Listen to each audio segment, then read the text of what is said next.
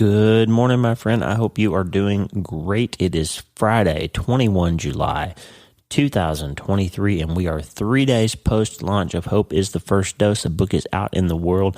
If you don't have your copy yet, go grab Hope is the First Dose. It's a solid plan, a treatment plan for recovering from trauma, tragedy, and other massive things. I've been doing interview after interview after interview about this book. I've got 2 more today. And the one recurring theme is, how do people engage in the treatment plan? What keeps some people stuck in hopelessness after massive things happen in their lives, or after just a whole bunch of sameness happens in their lives? What keeps people stuck, and what gets people moving? And the difference is hope, how to engage with hope. And so I've given you a plan for this. I've given you a prescription for how you can engage hope and move forward into your life, into the prehab and self-brain surgery and rehab, and finally healing and movement towards hope, happiness, meaning, purpose, joy again in your life after the massive thing occurs. Or if you haven't had the massive thing yet, how to be a good caregiver to come alongside those who are also hurting. We got an incredible email from Jonna Johnston from Texas. Shout out to Jonna. Yesterday about her going to the hospital and visiting a friend who was sick. And this is also a friend who has had a massive thing, losing a child in her past, and shared my book with her and just wrote us this incredible letter about being a caregiver, about coming alongside somebody else who's hurting and having some sort of plan to deliver to them. It's a great, kind letter that Jonna wrote. And it's just a good example of how we can be caregivers. And the treatment plan doesn't have to just be for us. It can also be like that EpiPen that our friend Kristen carries in her purse in case her child has an allergic reaction. She can be the caregiver to deliver the treatment plan. Just remember that no matter what you do, there's going to be some hard things in this life. Jesus promised us that in John 16:33. In this world you will have trouble, but there's also all kinds of beauty and happiness and hope all the time. There's abundance. Jesus said that too. He said in John 10:10, the thief comes to steal, kill, and destroy, but I have come that you might have life and have it abundantly. You can have both. And that's what the treatment plan is all about, helping you engage this quantum faith. It doesn't have to be but, it can be and. It doesn't have to be or, it can be also. And so today, I'm going to just talk for a minute about what happens when you realize that you're stuck, and what do you do next, and how do you get up. We're going to use Tommy Walker's song, Get Up, from the Book of John and song, the incredible album that Tommy did a few years ago.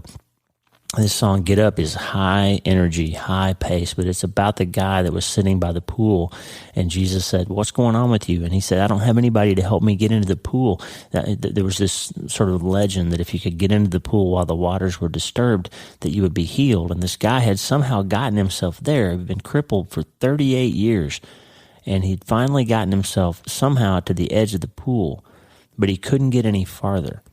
And we're going to learn one lesson from a book from 2013 that I'd forgotten about until yesterday. We're going to learn one lesson from Tommy Walker. We're going to learn one lesson from the book of Joshua. I'm going to give you 2 different metaphors of how to think about this idea of what to do next once you get stuck. And we're going to find some hope today, my friend. But you can't change your life until you change your mind, and it's time to get after it. The good news is you can start today. Hey, are you ready to change your life? If the answer is yes, there's only one rule. You have to change your mind first. And my friend, there's a place where the neuroscience of how your mind works smashes together with faith, and everything starts to make sense. That place is called self-brain surgery. You can learn it, and it will help you become healthier, feel better, and be happier. And the good news is you can start today. Thanks, Lisa. Hey, so glad to have you listening today. I'm Dr. Lee Warren, and I live in Nebraska in the United States of America with my incredible wife, Lisa, my father-in-law, Tata, and the super pups, Harvey and Lewis. I'm a neurosurgeon and an author, and I'm here to help you harness neuroscience, the power of your brain, faith, the power of your spirit, and good old common sense to help you lead a healthier, better, happier life. Listen, friend, you can't change your life until you change your mind, and I'm here to help you learn the art of self-brain surgery to get it done. If you like the show, please subscribe so you never miss an episode, and tell your friends about it. If you tell 2 or 3 friends this podcast was helpful to you, imagine how much good we can all do around the world together. I'm Dr. Lee Warren, and I'm here to help you change your mind so you can change your life. Let's get after it. Okay, so there's a book from way back in the day, way back in 2013. That's the year that we lost our son. So this is coincidence, but this book from 2013 is called What Got You Here Won't Get You There. Think about just the title for a second. What got you here won't get you there. Marshall Goldsmith wrote this book. And I heard about it a long time ago. Never read it, but a couple of days ago, I heard a preacher on Instagram say something similar, and I realized I'd heard about this before, and I went and found the source of the quote. The preacher said, "What got you here won't get you there," and it's true, but it came from this book, this business book that was wildly successful in 2013. And the idea is you've done a lot of stuff in your life. You've been through a lot of experiences. You've accomplished some things. You've had some relationships. You've had some business dealings. You've had some education. You've had perhaps some massive things. And all those things have culminated in you being exactly where you are right now. And the thing is, all of us, most of us anyway, feel some sort of calling that we're supposed to be doing something a little different than what we're doing, or being in a place a little different than where we are. We feel this upward calling, and we don't know what to do with it. And sometimes we cover that calling in the sort of cognitive dissonance of knowing that we're not where we're supposed to be. Sometimes we cover that with these numbing behaviors. We drink alcohol, we eat Cheetos. I'm always talking about Cheetos, and I probably make it sound like I'm sort of a Cheeto addict. But if I were going to open a bag of chips or something, I would tend to move towards either nacho cheese Doritos or Cheetos. That's just sort of my thing. But I don't really eat them anymore because they're not good for me. Okay, but I'm using that as an example to say that we do use food sometimes, and alcohol and sex and relationships and gambling and shopping and all kinds of things. We use them, sometimes even things that seem good like exercise and sports and all that. Sometimes we use those things as a way to dull our minds or change our minds away from thinking about the thing that's really hurting us. And so if you're dealing with cognitive dissonance of being in one place and knowing that you're supposed to be in another place.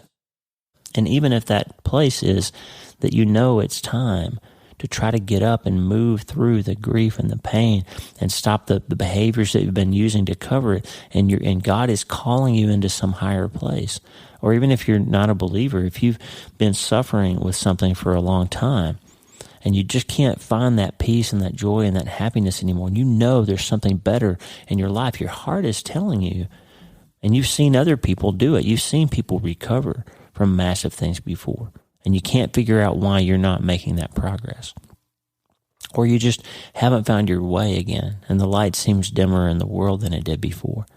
Then, my friend, you need to embrace this idea of quantum faith or quantum recovery. I'm constantly talking about quantum physics because in the quantum world, and that's quantum physics is the study of what happens at the very small subatomic levels of the universe. So it's not just the science that produces weapons like the atomic bomb. It's also the science that produces things like computers and microwave ovens and televisions and radiation oncology and all the things that we can use now in this modern world came out of an understanding of the fact that Newtonian physics, which is the predictable physics of the world around us. If you throw a ball, it's going to land, it's going to fall at a certain rate. If an apple falls out of the tree, it doesn't fall up, it always falls down because of gravity. Those kinds of things are easy to observe, and the math is easy to predict how that stuff is going to happen. And so Newton came up with Newtonian physics. The problem is when you start looking at how particles, electrons and protons and stuff inside cells and stuff inside elements behave, it doesn't match the math of Newtonian physics doesn't explain those things. And so in the early 20th century, some really smart people who would think that brain surgeons aren't very smart, those folks, the physicists, Niels Bohr and Einstein and Heisenberg and all those guys, Schrodinger, many of them, came up with the math that now is known as quantum physics. And in the quantum world, electrons behave, particles behave, as if they're in more than one place at the same time. The space-time continuum, as the science fiction movies talk about, turns out to be not like we think it is. It's true that things can be in different states at the same time. An electron can be in two places and be in two forms at the very same time. And sometimes particles are entangled with one another, where if you have an atom that's been split and you separate those two parts of the atom by thousands of miles and you take measurements on them at very precise moments, they are behaving as if they're still connected. These quantum elements, these quantum particles never stop being entangled. And that really has some mind-boggling implications into how Jesus can walk through doors and appear to disciples in his resurrected state. And it has some mind-boggling implications that Jeffrey Schwartz has written about how your mind can communicate with your brain and help you make decisions in fractions of nanoseconds. It's a quantum thing. And so if you're stuck and you can't figure out how to explain the fact that and I'll give you an example. My son died in 2013, okay? I'm never going to stop being sad about that. But at the very same time, I can tell you without any fakeness, if that's a word, without any incongruity, I can tell you, my friend, that I am a happy person. I have a life that I'm satisfied with. I have an incredible wife that I don't deserve. I have a family that's beautiful and 4 amazing grandchildren and 4 living children. And I've got a career that I love. And I get to sit in front of this microphone and talk to you and write books that people buy and send me pictures of. I have a great life. But it is a life that has been forged out of the furnace of suffering. I've been through hard things, and so have you. I've been through a divorce. I've been to war. I've had PTSD. I've lost a son. And I will never stop being harmed and hurt and shaped by those things, okay?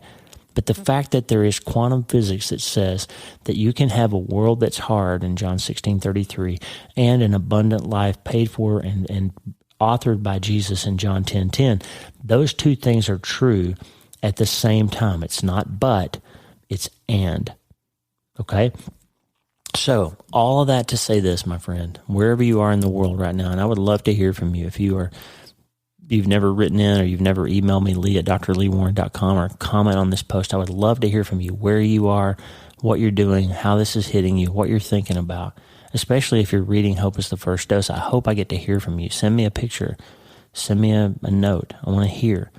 But if you're stuck, if you've had this massive thing happen or a series of many massive things, or you just don't know what to do next, and your heart is saying, God is calling you, your spirit is telling you, and if you're not a believer, if you just know inside you that you're supposed to be able to move forward, then let me get you ready, okay? When the Israelites were wandering around in the desert for 40 years, when it was finally time for them to go into the promised land, Joshua in Joshua 3:5 got them together. The night before, it was time to finally go in. It was time to finally cross the Jordan and finally go. They had been freed from Egypt 40 years before, but they were not yet delivered to their promised land. And friend, you can be freed. You can be set free without being delivered. There's a difference. You aren't where you're supposed to go yet. You might not be in bondage anymore, but you're not home yet, okay? And these folks were finally, after 40 years, they were on the edge of the Jordan. The night before, they were finally going to get God's promise come true in their life.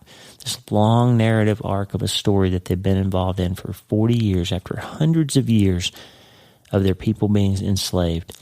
Joshua calls them together and says this in Joshua 3:5, consecrate yourselves, for tomorrow the Lord will do amazing things among you. Friend, I'm telling you, after the massive thing happens, you're going to hurt and you're going to suffer and you're going to be burning up in the furnace. And God says, I have refined you in the furnace of suffering. I will make something better out of you through this experience if you will let me. And if you're at that place where you are so tired of everything feeling like it has felt, I got to tell you, what got you here will not get you there.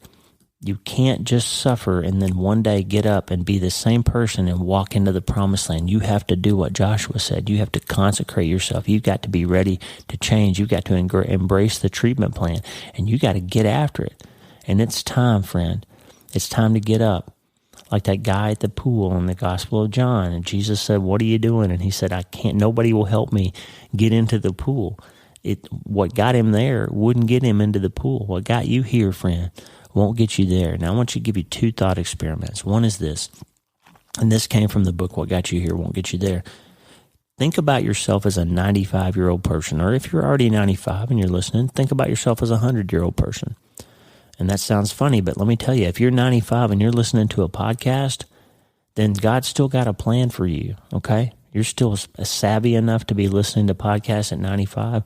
But if you're 25 and you're listening to a podcast, God still has a plan for you too. And if you're 15, God still has a plan for you. And by the way, I owe a shout out to the amazing people at the Flower Market in North Platte. They sent us some incredible flowers on release day from numerous people, and they internally coordinated to match the colors of the book with the flowers that were sent. Just incredible folks, Madison and Sarah and Emma and Kylie and just all of y'all. Thank you so much for the amazing work that you do. If you're in North Platte and you need flowers, the Flower Market, they do such a wonderful job. So great job, ladies. Thank you. Okay, back to the story.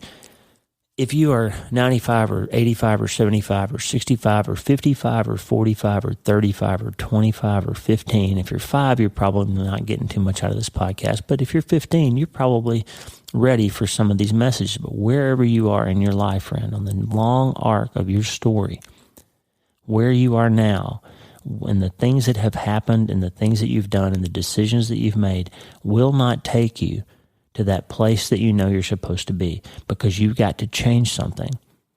As somebody sent me a long time ago a message, I think it was Julie Walker, one of the longtime listeners who writes into the podcast from time to time. Shout out, Julie, if you're still listening. And the quote that she sent on Instagram was that the things that you're not willing to change, you are choosing to accept. You are choosing to keep. If you're not brave enough or willing to change, you are choosing to stay the same. So own that, friend, today. Just own it. If you got here because of a long series of decisions that have not healed you from your massive thing, if you are here because of a long series of things that have not produced the kind of change that you know you need, then you've got to make some changes if you want something to change. If you want to move from this place to the next place, if you want to finally get into that pool and let those healing waters help you, if you want to finally cross the Jordan and stop wandering around in the desert of your pain or your despair or your loss, then it's time to get up, okay? So I want you to think about the 95-year-old version of yourself or some older version of yourself. And if you could say, here's where I was in my life when I was your age.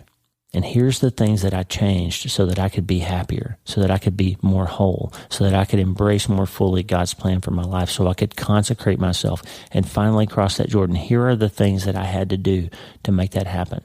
And just think about what your older self would say that would be required, because you already know it. The thing that's probably true, and it happened to me as we were trying to heal from losing Mitch, and I was sort of circling around the furnace of suffering and deciding if I was going to go down into the abyss or come up out of the hole. If I was going to grab on to the kavah, rope of hope, and let God pull me out, or if I was going to let go and just fall back into suffering. I had to decide if I was going to make that change or not. There were some things I already knew that I was going to have to let go of. I couldn't make grief an idol. I couldn't embrace that comfort of suffering and the mechanisms that come along with it anymore. I had to be willing to let God rip that scab off and start to heal that wound. And I already knew it. So whatever it is that's holding you back, you already probably know.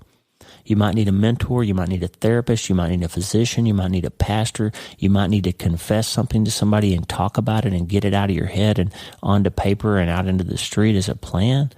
But you already probably know. And whatever that older version of yourself, that person you could trust who would give you good advice, if you look back on your life now, wherever you are, if you could go back 20 or 30 years or 15 or 5 or 10 years and give yourself some advice back then, you would be willing to trust that, because you would know that you lived those days, and where you are now is the result of the decisions that you made before. Remember, I told you, T.D. Jakes said, we are born looking like our parents, but we die looking like our decisions. So friend, think about that older version of yourself and what you would say to yourself as some trusted advice, and that's some of the things you need to start working on now. The second thought experiment I want to give you is because I want you to join me in the Society of Self-Brain Surgeons and become a good, trusted brain surgeon for yourself that's not going to commit self-malpractice. You're going to relentlessly refuse to participate in your own demise. You're going to remember that thoughts become things, that not every thought you have is true, that feelings aren't facts, they're chemical events, and you are in control of what you think about and how your brain wires those brand new baby neurons every day if you choose to be. And don't commit self-malpractice. So think about the most trusted physician you've ever had, who gives you advice that is in your best interest, and you get to know them, and you know they're always going to point you in the right direction. They're never, I'll think about Jeff Britton, our good family physician friend. Jeff would never say something to me or Lisa or Tata that was not in our best interest. He would never mislead us. He would never misguide us. He would never have his own agenda in our care. He would always say, hey, here's what's best for you. And so you develop, and my patients do that too. They know that if I tell them something, it's for their benefit. It's not because it's what I want. It's what's good for them. Sometimes I tell patients, hey, don't make this decision today about surgery. Go get a second, go get a third, go get a fourth opinion until you find somebody you're comfortable with. Don't have this operation because I don't care if I perform it. I just know that you need it. So go find somebody who can explain it to you in different words until you feel comfortable with it, and then make your decision. And when a physician offers you a second opinion, you can trust them. If they act like you shouldn't get a second opinion, you ought to go to a different doctor, because that means they're more concerned about getting you to let them take care of you than they are about what's actually best for you. If somebody discourages you from getting a second opinion, let that be a red flag for you, okay? So think about this trusted physician. If you had that model of somebody who was always going to give you advice, and then just in your mind, turn yourself into a self-brain surgeon and start giving yourself the right advice that's in your best interest. Instead of saying, hey, you know, you've had a hard day and this has been a hard month and a hard year and a hard decade and a hard life, and you deserve to kick back and have something to drink and maybe watching 3 hours of Netflix and just turn your brain off and deal with it tomorrow. But friend, I want you to love tomorrow more. Because the problem with numbing behaviors is that they're not selective, and they don't just numb the part that hurts. They numb your whole body. They numb your whole spirit. They numb your whole family and all your relationships. And the next day, you feel bad about that, and you still have the problem to deal with. You need to love tomorrow more and stop paying that tomorrow tax. So turn yourself in your mind into a trusted physician who would never give you advice that wasn't in your best interest, and start giving yourself advice that will actually move the needle. And remember that what got you here won't get you there. It's time to get up, friend. It's time to get up and start moving. It's time to embrace that quantum faith and say, yes, I am never going to stop hurting over this thing, but I also can come alive again and I can live again, because there is a treatment plan. There is a way to get better. There's a way to embrace the yes and instead of this but. There's a way to find your way forward. It's time to consecrate ourselves and get ready for it. Tomorrow, the Lord is going to do amazing things, and it's time to get up, my friend, and get into that pool and let those waters wash all that pain away and start living in the yes and the and the fact that what got you here won't get you there, but there is a way to get there. Remember the definition of hope that I gave you a while back. That hope is the belief that you can get there from here, and friend, what got you here won't get you there, but there is a path. There is a plan to get from here to there, and in order to do it, you've got to get up, because you can't change your life until you change your mind. And my good friend, hear me. Hope is the first dose of that treatment plan, and the good news is you can start today. I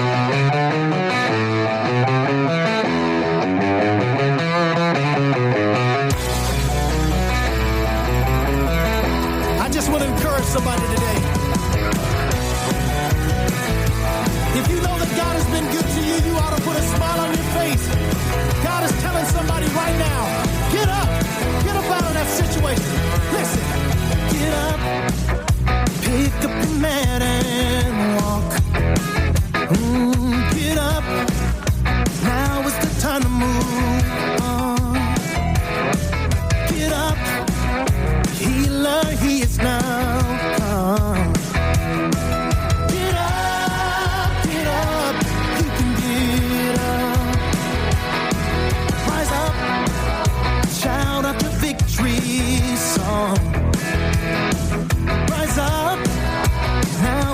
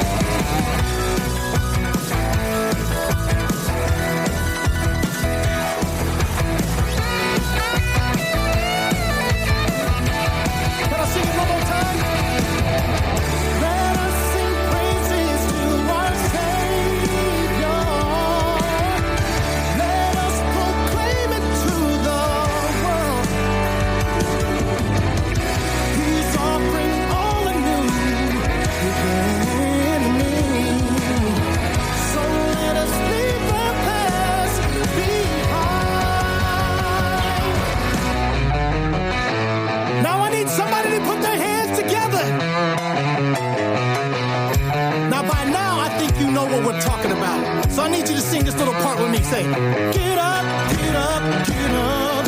You can get up. Rise up, rise up, rise up. You can rise up. Now sing along with us. Get up, get up, get up. You can get up. A little bit louder, please. Rise up, rise up, rise up. You can rise up. Get up, get up, get up. You can rise up. Rise up, rise up, rise up. Lift your voice and say, get up, get up. Get up on your feet. Now let's take it back again. Say, get up, get up. You can get up. Yeah, yeah, yeah, yeah. You can rise up. Oh, get up. You can get up. Oh, rise up. You can get up.